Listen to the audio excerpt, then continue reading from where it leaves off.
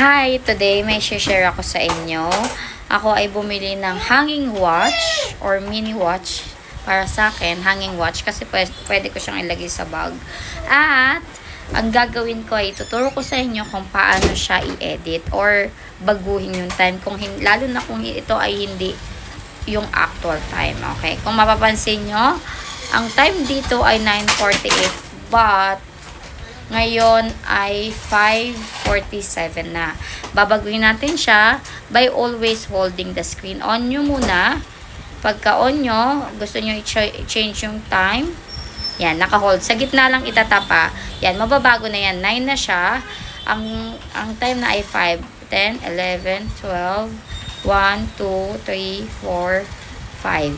Okay, tapos, kung gusto kong lumipat sa minute, ayan, hold ko lang din. Tapos, ngayon ay 48, eksakto 48. Kung gusto nyo lang baguhin, itap nyo lang ulit sa gitna para magbago yung minute.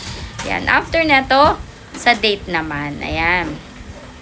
Ang date today ay December 13. Ayan, ito ay 12. Ayan, gusto kong baguhin. Yan, 3, 4, 5, 6, 7, 8, 9, 10, 11, 12. Yan, December 13, hold ko lang ulit.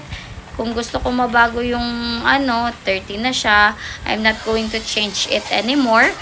Yan. Tapos ito naman yung susunod ay yung taon. Okay, this year is 2025. Mahaba pa yung taon, kaya pwede siyang mabago pa. Ayan.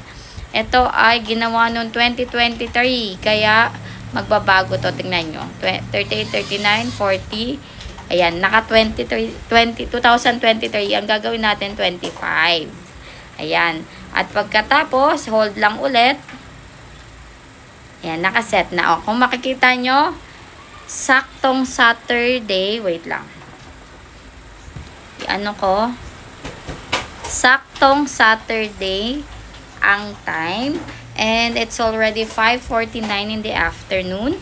Sakto yung time natin at magagamit na siya.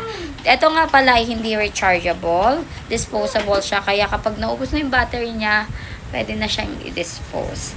Pwede din siyang ibigay bilang regalo this Christmas. Kaya mag-order na kayo.